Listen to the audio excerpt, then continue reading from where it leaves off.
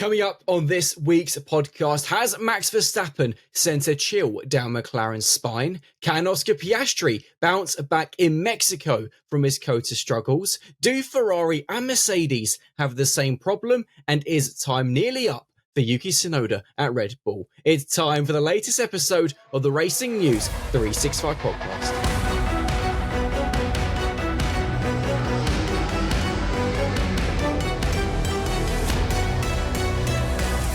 Hello and welcome to the latest episode of the Racing News 365 podcast, looking back at last weekend's United States Grand Prix and looking ahead to this weekend's race in Mexico City.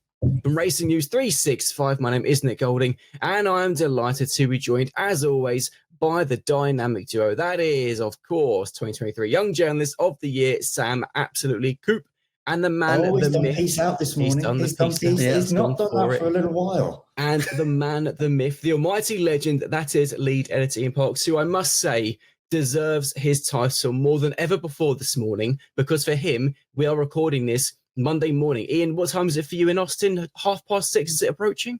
I woke up at 5:30 a.m. to get this podcast done, and it's now approaching 6:30. Brutal. Well, like I said, very much a legend for coming on, because we have got so much to discuss looking back at everything Austin, but of course looking ahead to Mexico City, because it is a double header. Joy and Sam. You were lucky because you had the early shift to Racing News 365, didn't have to cover any of the sessions. All I can say is I am very, very jealous. Well, you say lucky. I was also working essentially by myself for 8 hours a day over the weekend. Which the violins now, play them in the background, which can be quite a strange experience when you work in such a collaborative environment, as is our team. God, that sounds like a promo, doesn't it? Anyway, join our team. We are so collaborative.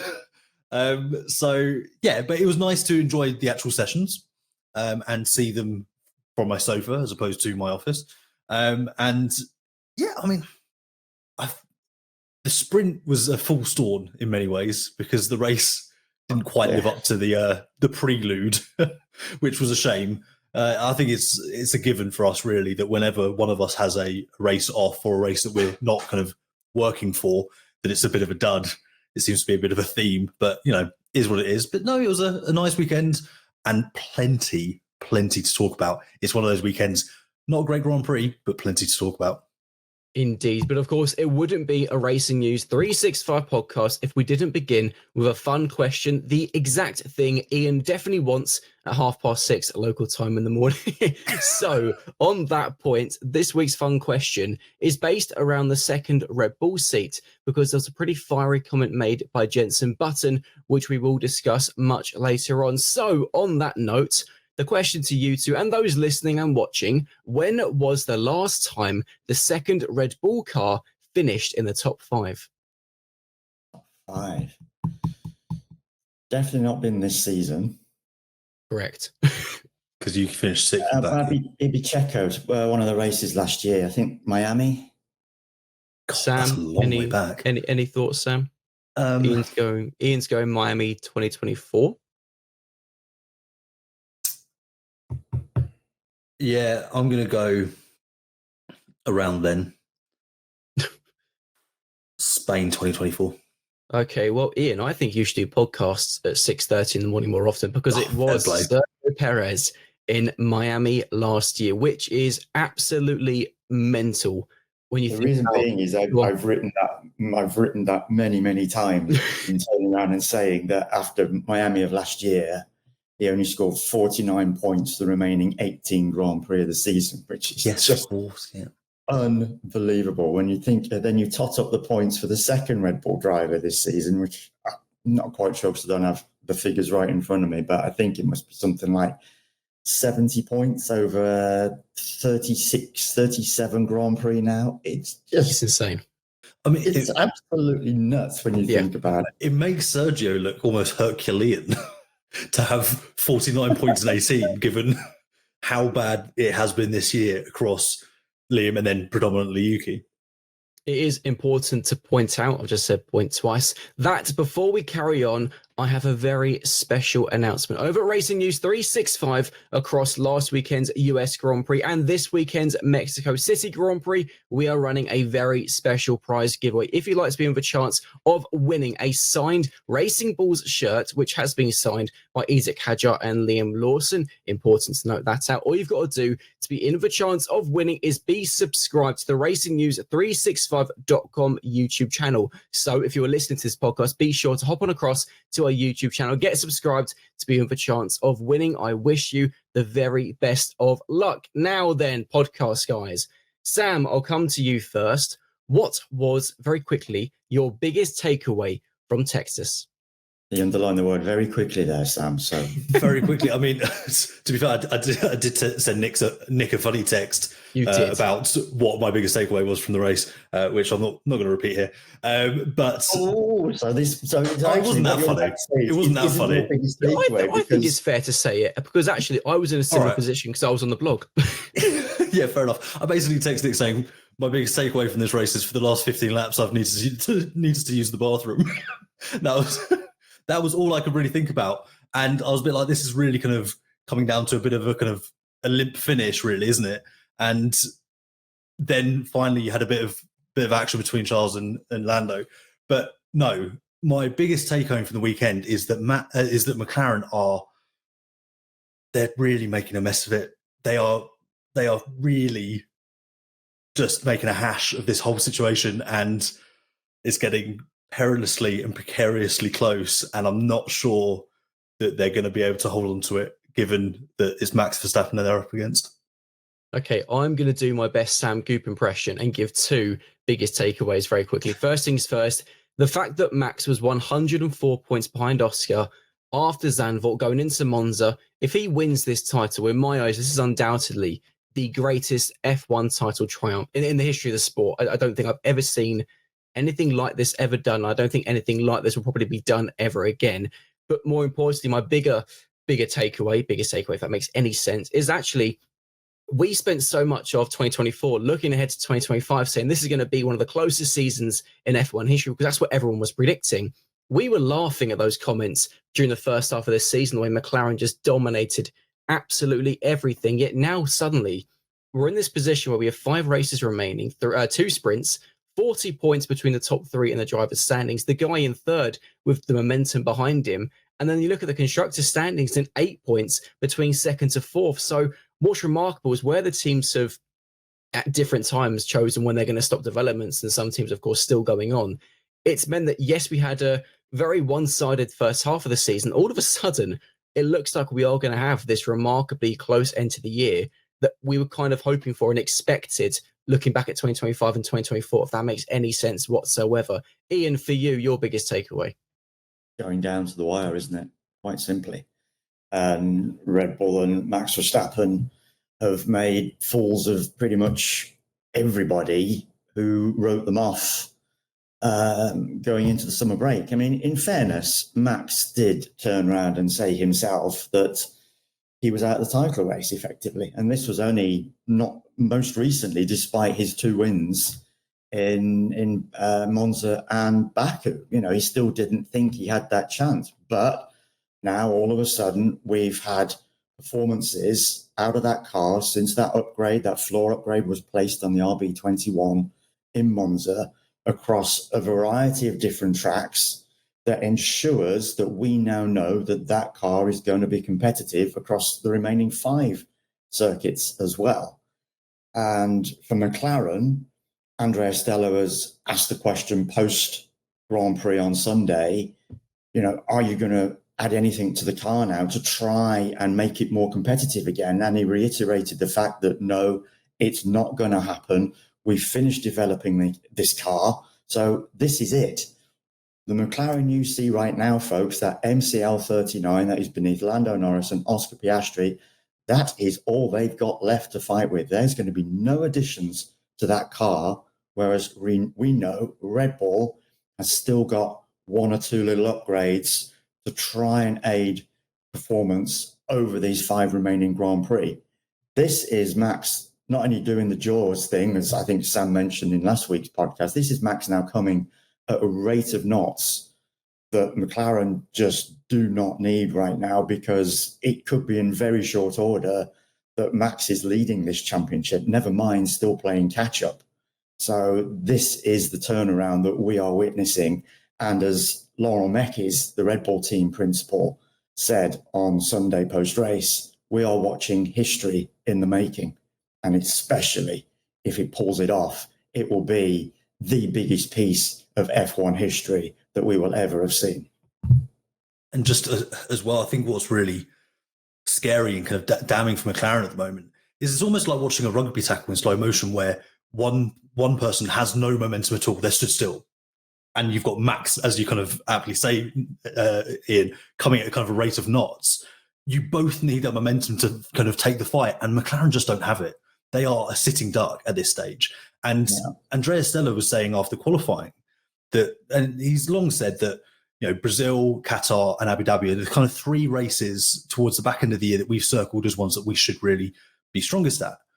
And he changed his tone slightly on Saturday, and he kind of said, we have to be ready at McLaren for the potential that Max and Red Bull are the strongest combination, which they are at the moment, for each of the final 5 rounds. And that is a really daunting prospect for McLaren. That there's then in this kind of, you know, damage limitation exercise, and that's where you kind of open up the whole kind of argument about, do you prioritize a driver and just try and bring second home places? But Oscar, it just is that the maths that gets really kind of tricky and unfortunate for McLaren. So it opens up this massive can of worms for them.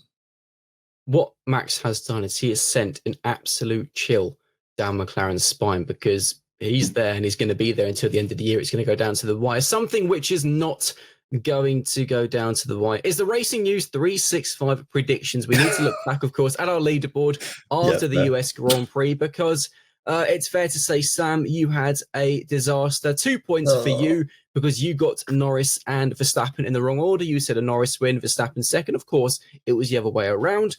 Myself and Kathleen from the United States, who represented the fans, we both got 6 points. Myself, I got 6 points for saying Max pole, Max win. Kathleen said Max win and Leclerc in third. So I think that's a very well done for that one.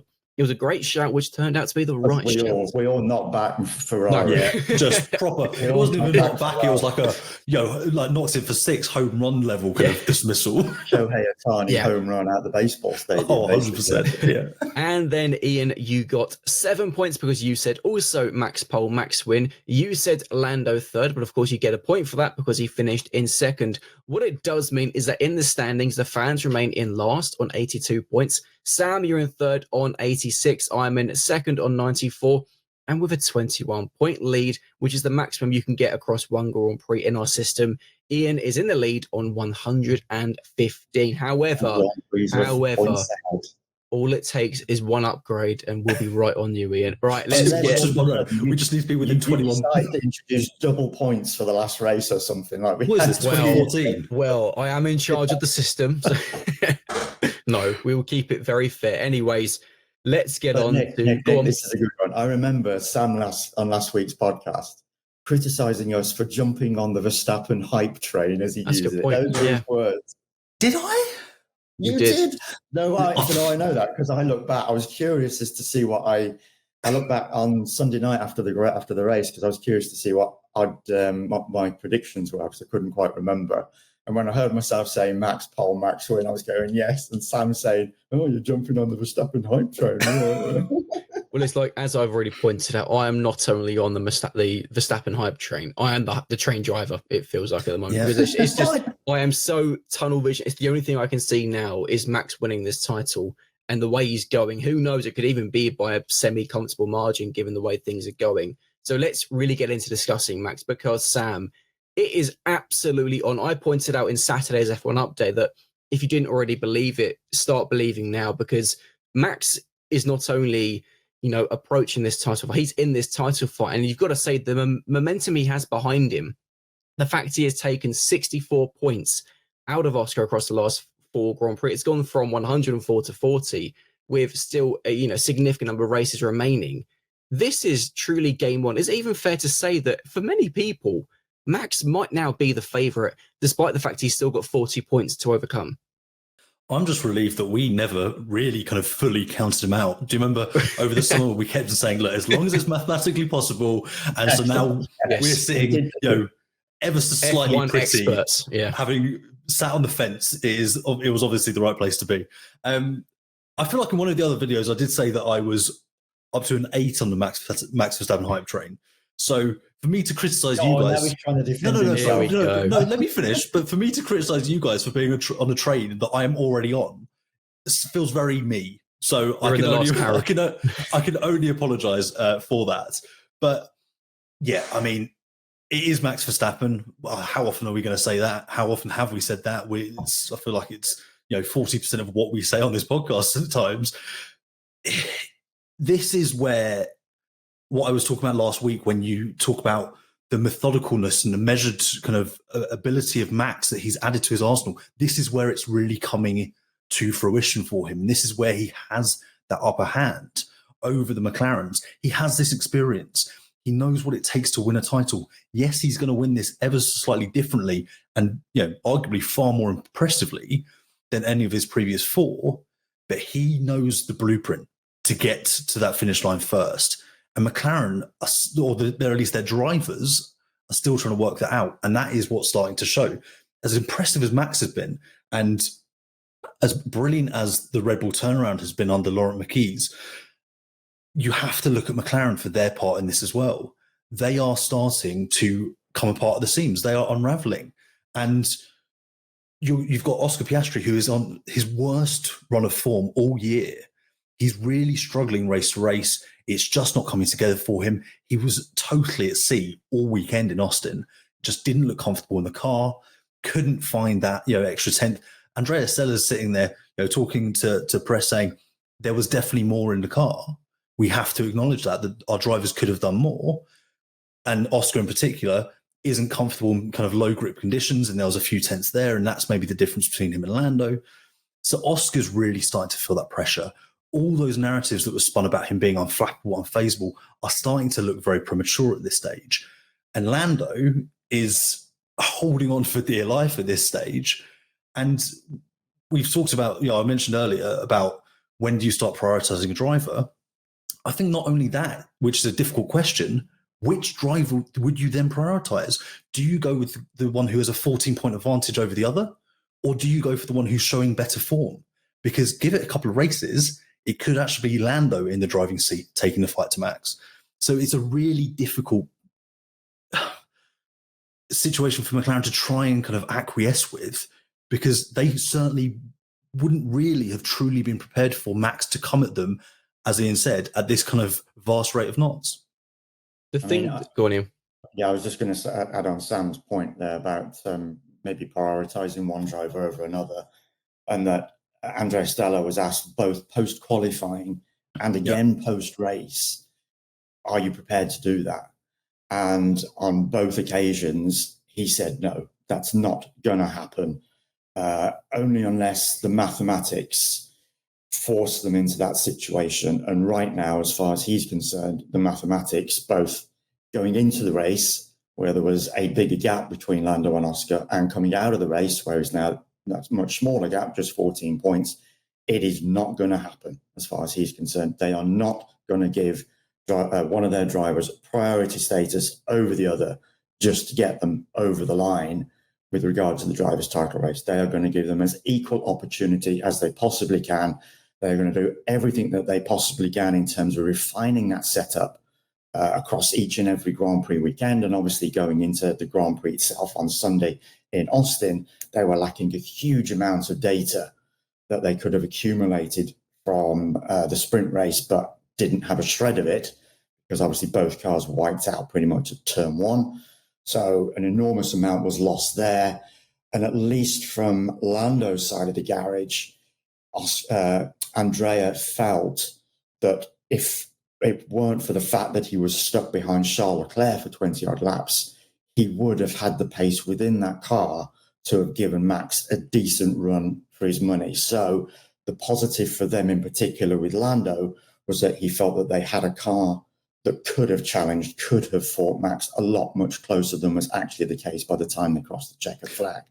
So something there to work with. But on Oscar's side of the garage, he conceded that a lot was not right and that there will be a review as to why Oscar was lacking so much pace across the course of the weekend, pretty much on average about 0.2 seconds per lap. Just to add on my point as well, because, yeah, of course, I should have said that McLaren aren't going to do that. They have been adamant that they are not going to prioritise one over the other. But in some ways, does that beg the question that are they making a mistake? Or, given the difficulty in choosing one over the other because of how they're both faring in different ways at the moment, is it kind of a moot point anyway? Like, I'm keen to hear your guys' thoughts on this. If that decision, as admirable as this is that ultimately what is going to be the kind of final nail in the coffin and really kind of fully open the door for Max? If they closed ranks, would they be able to hold on around one driver? It'd be absolutely unfair because, again, you go back to your point, Sammy, a few minutes ago. Who would they favour? Do you go at the driver in form with a bit more momentum? Exactly. That would be Lando. But the problem is, though, Oscar's led this title since Imola. You can hardly tell that guy, look, we know you've had better results than Lando across the season, but your form's not very good right now. And they can't. So, and this is why it goes back to me, a much bigger talking point on actually, is their strategy in having two number one drivers the way to go in Formula One? Because actually, Ferrari are probably, I would say, the only other team with a similar setup. And of course, they're in a very different situation. Maybe they'll face similar issues next season. But you look at Oscar and Lando, and that's two drivers who are separated by 14 points, which is remarkable for the team. But then it creates so many problems for them where now you can't, unless, one of them has a DNF and they fall, let's say, 50 points adrift, then okay, yes, maybe then you can say, look, this is too far, it's not going to happen. Then okay, that you can introduce a rule, a bit like what happened last year when Oscar in the end was asked to help Lando. I don't think we're going to get to that position this year where there is that big enough deficit for either of them. So as a result, yeah, it's just absolutely unfair. You can't do it, and I think particularly for Oscar, and arguably, if they were to do that, it should be Lando who's told, okay, Oscar's leading the title, but they're not going to do that. Ian? No, as I pointed out in my spiel a few minutes ago, it's not going to happen. No. And you've made the exact points that I would just underline and add bold to it, because, as you say, Oscar's led that championship since Imola. So there's no way you can turn around and say, sorry, Oscar, we're now going to throw all our eggs in one basket with Lando. We don't care that you led the last, 13 Grand Prix or something like that in the championship. And then, yes, okay, Lando does have that degree of momentum, and many people I know are probably going to jump on the words of some of us by saying, oh, well, McLaren has already been prioritising Lando Norris anyway. Look at some of the decisions that have been making. I read the comments below some of these videos, folks, and you're just talking a load of nonsense. So forget that. Let's move on. And, McLaren has played it absolutely fair, straight and down the line, as much as they possibly can within their own framework. And as I say, bottom line, it isn't going to happen. It's going to take quite a significant gap. Let's say coming out of the next race in Mexico City next weekend, Oscar has let's say Lando has a DNF, and Oscar, let's say, second place behind another Max win, and therefore the gap between Oscar and Lando is 32 points. Would they then consider going all in behind Oscar? That might be the point where they might just change their minds. If, Max has then taken another 7 points out of Oscar's lead, and it's down to 33 points, and Lando and Oscar would then be on pretty much the same number of points. That's the only scenario you can throw into this equation whereby McLaren then just might change their minds. But as it stands right now, 14 points between the two of them, it is not going to happen. You know what would happen if Lando were to go and have a DNF in Mexico?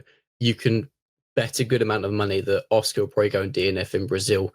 That the way this story is kind of unraveling. Yeah. Anyway, something I do want to discuss, Ian, and ask you, Ian, is you've obviously been in the paddock for the entirety of Max's career in Formula One, and something which is so noticeable. Sorry, mate. Yeah, that's the exact thing you want to be hearing.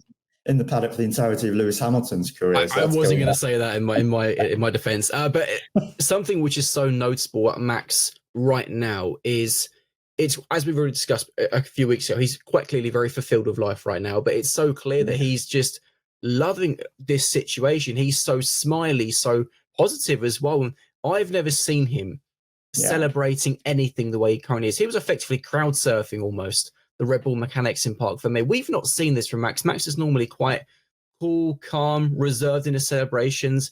This is the complete opposite. This is almost a very different Max Verstappen, and it just shows, though, doesn't it, as well with the addition of Laurent Mekies, the atmosphere and the mood in that camp right now, that they seem to feel like, you know what, we can do this.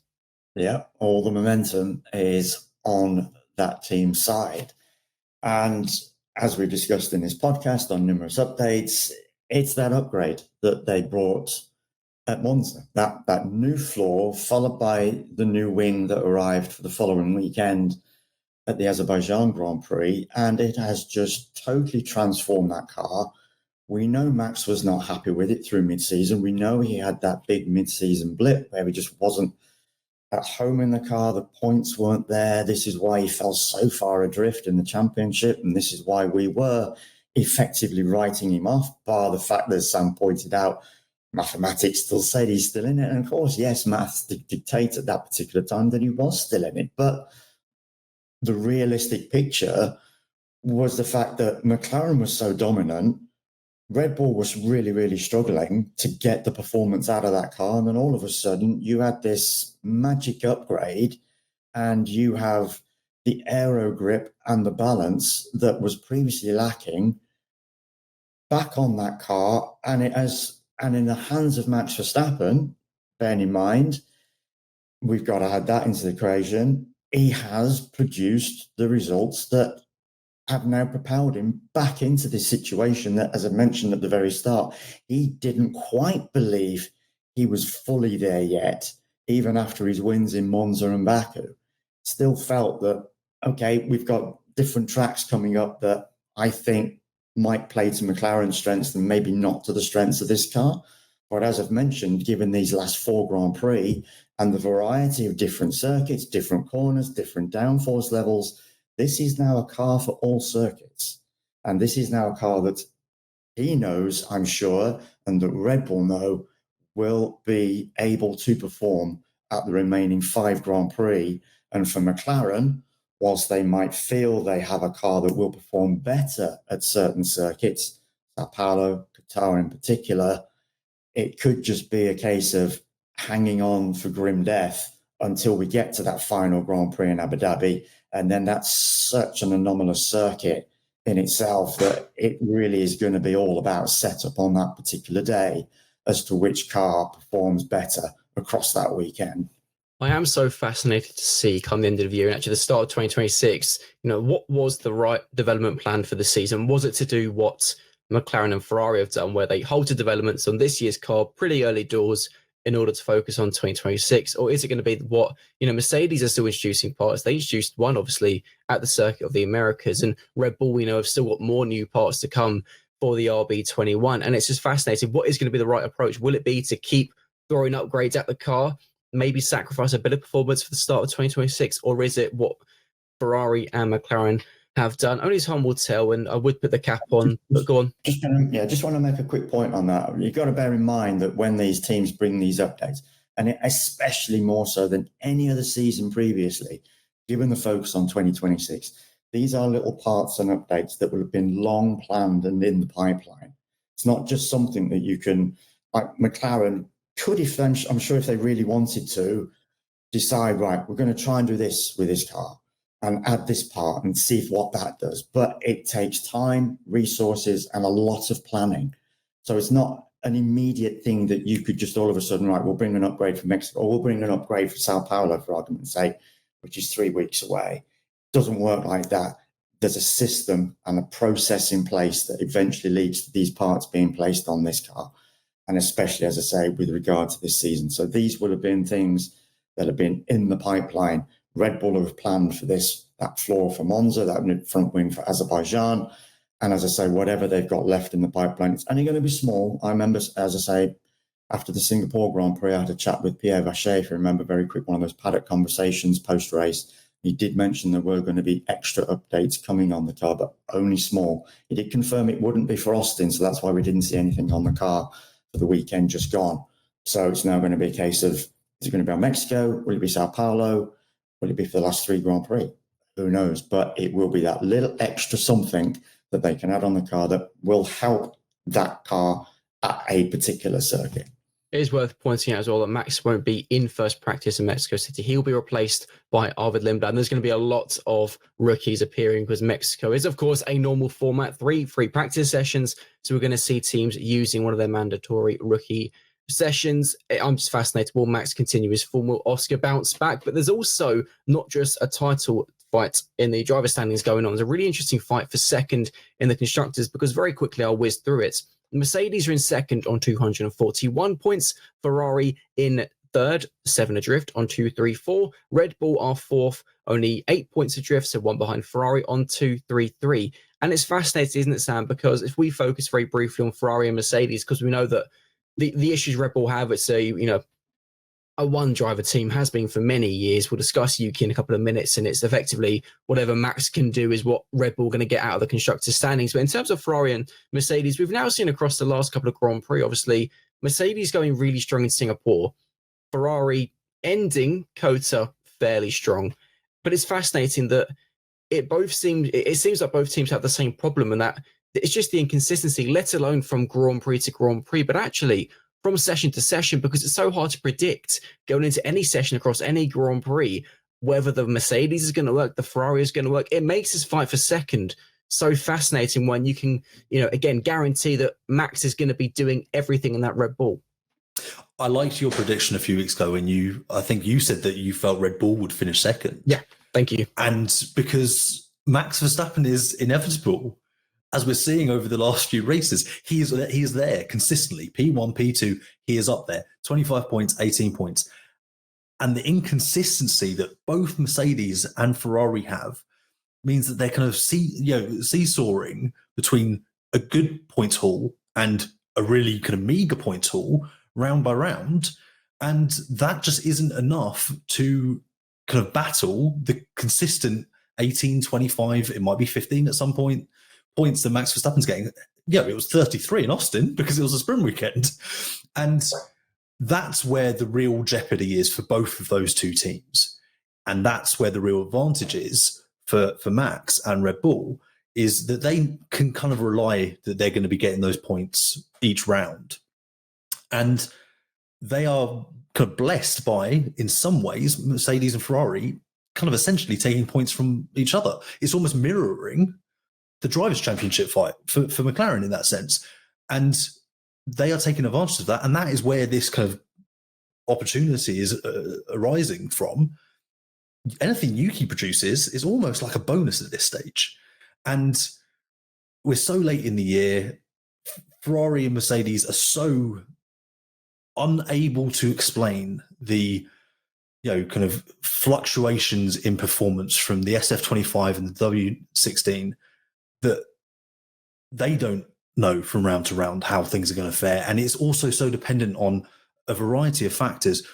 Toto felt that George had a really good pace in the W16 in Austin, and he showed that in the sprint. But once you get stuck behind someone like an Oscar Piastri, you can't utilize that pace. It was the same thing that Lando came up against. He couldn't utilize that pace. And so it's, Fred Vasseur said earlier in the year that this is a qualifying championship. In many ways, he's still right.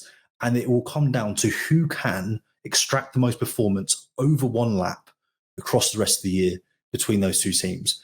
But yeah, they've got to be able to match what Max can bring. And at the moment, they just aren't. So yeah, it's eventually going to end up, as we're seeing, with Red Bull in second. So that's why I like your prediction. Do we fancy playing a brand new game? Thoughts? Yes? No? Ian looks unsure. It's only 7 o'clock in the morning for Ian. Okay, the brand new game we're going to play. This could become a new segment of the podcast. Fair or not fair? Because we, of course, had two incidents in the race at turn 15. First of all, Kimi, Antonelli and Carlos Sainz. Carlos was trying to overtake Kimi at turn 15, tried something we've seen several times where a driver does a late dive up the inside because it's a very wide apex corner, very, very weird one. Carlos made contact with Kimi, sent Kimi spinning. As a result, Carlos ended up retiring from the race. He received a 5-place grid penalty and 2 penalty points for Mexico. What are we saying? Fair or not fair? Worth pointing out, Carlos did apologise, but did also say that Kimi was aggressive. Ian? Sam was just Sam, about to jump. as I was saying, Sam's gone.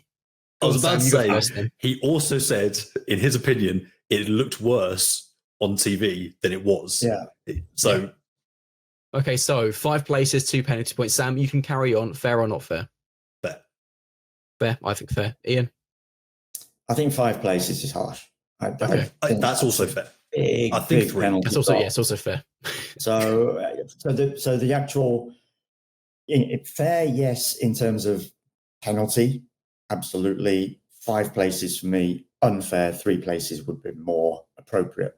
Okay. But we're going down to semantics, and there's degrees. I can't imagine that the stewards are going to do different penalty play systems, grid penalty play systems for the slight severity of any particular incident going, however they might judge it. Do you reckon they play fair or not fair themselves? Who knows? That'd be quite good. You have to settle battle. Fair, yeah, fair. Okay, then, well, on this topic of this game, then let's discuss, before we do the final turn 15 incident, a certain turn 1 incident, of course, in the sprint, which saw Fernando Alonso out, Nico Hulkenberg spin, Oscar Piastri go into Lando, both McLarens retire. Decided no further action, racing incident. Fair or not fair? I think fair. I think it was a case of, as I said in Saturday's F1 update, 4 into 1 just didn't go, and yeah, racing happens. Yeah, that was fair. Yeah, no, that was fair. We've seen it on many occasions, and especially that turn 1, Kota. Good Lord. Great call. I called it, didn't I, last week, saying it is, for me, the best turn 1 of any Grand Prix circuit, probably ever. Maybe turn 1 at Suzuka is equally as fabulous.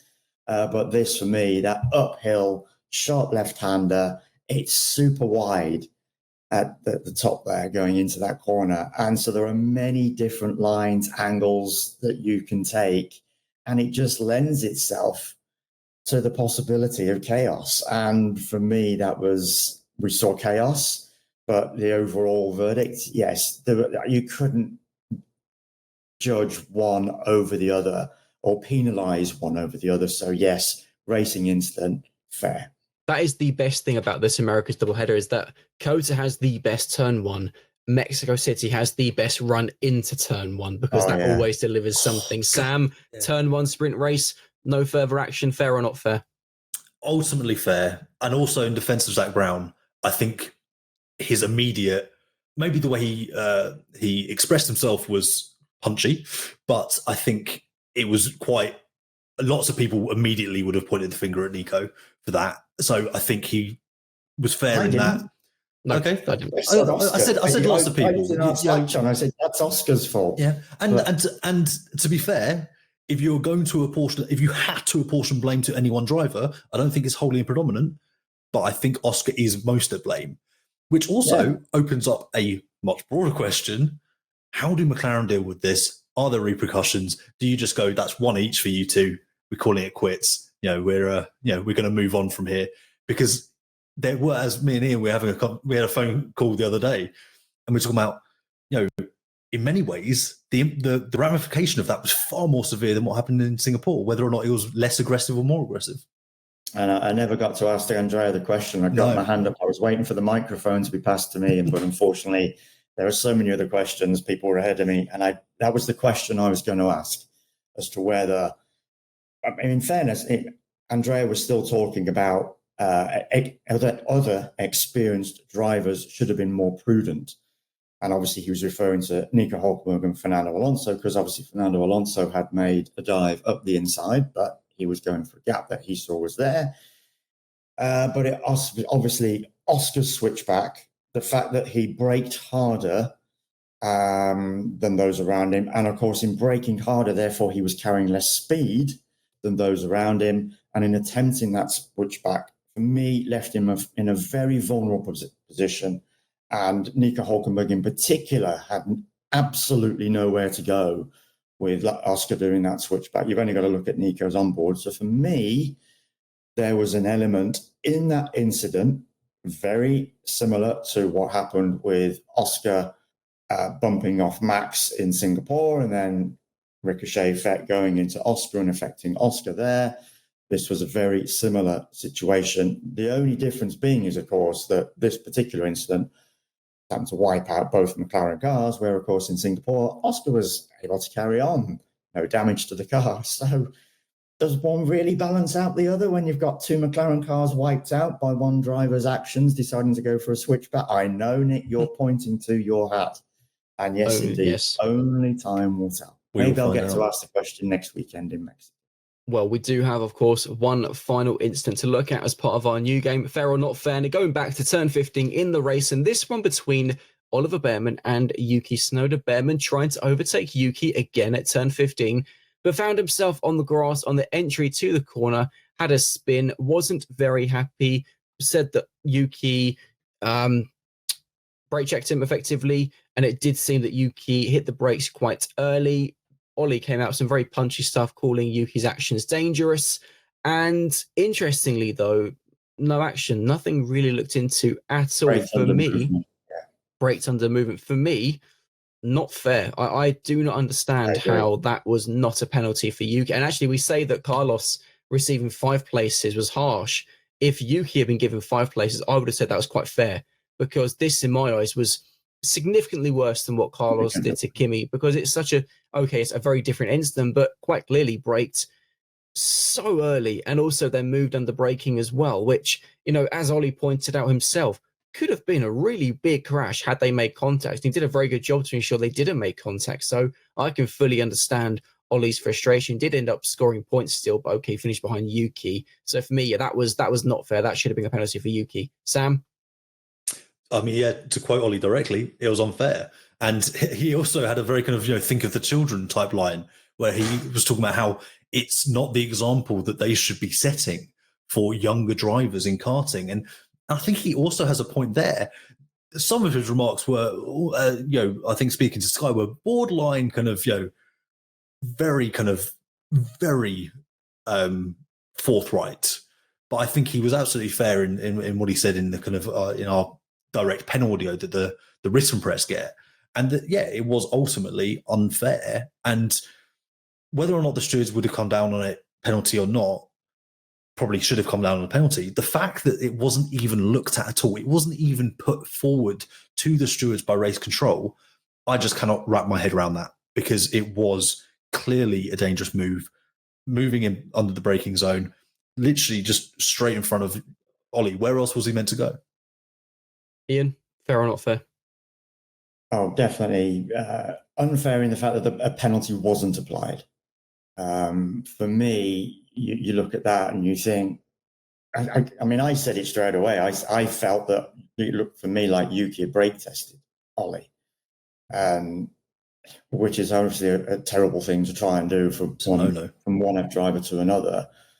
But the fact was obviously he was moving on the braking, as we've now discovered. And for that part of the circuit to do that there, I'm not quite sure. I'd love to get the steward's opinion on that one. I'd love to know what they were looking at, thinking as to why they decided not to investigate that fully, because I felt that was an incident that should have been investigated. And you feel that if there had been a collision, then they would have investigated it. You know, because there would have been one or two, or one or both, damaged cars. So the fact that there wasn't damage, is that the only mitigating factor that they decided not to investigate?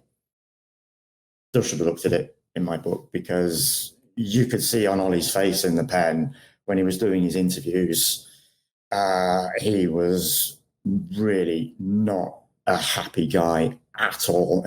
You almost feel that probably crapped himself at that particular moment, because he came so close to absolutely ramming into the side of Yuki's Red Bull. So, for me, unfair. He felt like across the weekend, Ollie felt that he had been dealt a pretty rough hand by the stewards. After the sprint and after qualifying, he was pretty unhappy with being given the penalty that he was for his incident with Kimi Antonelli as well. So it's all this kind of pent up frustration. And he said that it lit a fire under him to get 8th in qualifying. And you've got to assume that he's going to carry that fire into Mexico because, you can understand why he's feeling, certainly with this second one, aggrieved about it. And that brings it on. I was just very quickly going to say that he's got to get through Mexico, and then that's it. He gets some penalty points, come off his super license because he's on 10 at the minute, still only 2 points away from a potential ban. So if he can get through Mexico City Grand Prix cleanly, then a couple of points will come off his license, and that will just make him be able to breathe a little bit easier than he did over the course of the Austin Grand Prix weekend, because after that incident on Saturday, he did feel that he was going to get a race ban, but there were no penalty points applied to that. It's in the racing, it's in the driver standard guidelines that no penalty points are applied. It was actually his PR handler, lovely lady by the name of Jess, who had to tell him, don't worry, you're safe, you've got no penalty points, so you can go into the Grand Prix, you're fine, you're not got a ban. But as I say, one more Grand Prix and he can breathe a sigh of relief. And that brings an end to Fair or Not Fair. I think this is a game that's going to come to another podcast very soon, or perhaps its own video format. Time will tell. We've got to end off, though, with another game, a game we've done throughout the season and will do for seasons to come. Of course, our predictions for the Mexico City Grand Prix, and representing the fans this weekend is Richie from the Czech Republic, or Czechia, however you like to call the country. And Richie has predicted that it will be, drum roll, Lando Norris on pole position, Leclerc finishing third, Verstappen to finish in second, Lando to win the race, Antonelli to get the fastest lap, Red Bull the fastest pit stop, and Gabby Bortoleto to finish in 10th. Worth pointing out that it was Racing Bulls who got the fastest pit stop in Austin. Sam, very quickly, because we are quite short for time, your predictions for Mexico City. Pole Max, win Max, second Lando, third Oscar, fastest pit stop, Red Bull, fastest lap, Kimi Antonelli. He seems to be, pretty good at picking those up, and also P10 Yuki Tsunoda. Well, I've got a feeling our predictions are all going to be very similar this week, because I'm going to go Max win, Max pole, Max fastest lap. I have a feeling that it will be Oscar in second. I'm going to vouch for him for a nice little bounce back. Lando in third. I don't have a hope in hell for Mercedes this weekend. They never seem to go well in Mexico City. Ferrari will be the interesting one because they've got a very good recent track record in Mexico City. But as Leclerc pointed out himself, this year their car is so different, it's impossible to predict whether it will be similar to last year or not. I will go, I'm Ferrari fastest pit stop. Why not? We will go with Bearman P10. And I think that is that because I said Max fastest lap. Ian, for you, bring us home. You can't get away from that Max hype train, can you? So I'm still going to keep riding it because it's a good circuit for Red Bull. It has proven in the past. Yep. And I fully expect it to do so again, given that huge long straight. And bearing in mind, we saw how well the car did in Azerbaijan. And obviously then you got that little mix of slow speed corners as well through the stadium section. And with the RB21 just looking so good across the various different corners, as I've discussed on a couple of occasions in this podcast already, it's hard to get away from Max pole win and fastest lap. So staying with that, second, Lando seems to have the edge at the moment. So definitely going Lando second. Third, could be anyone. Is Oscar going to finally find a bit of form? Does Mercedes confound Nick as it did in Singapore? So let's go George Russell third. Why not? Just something different at least. Fastest pit stop. That was a surprise with Racing Bulls, wasn't it? That was a big surprise. Do you know what? Well, let's see if they can repeat the trick. So I'm going to go Racing Bulls.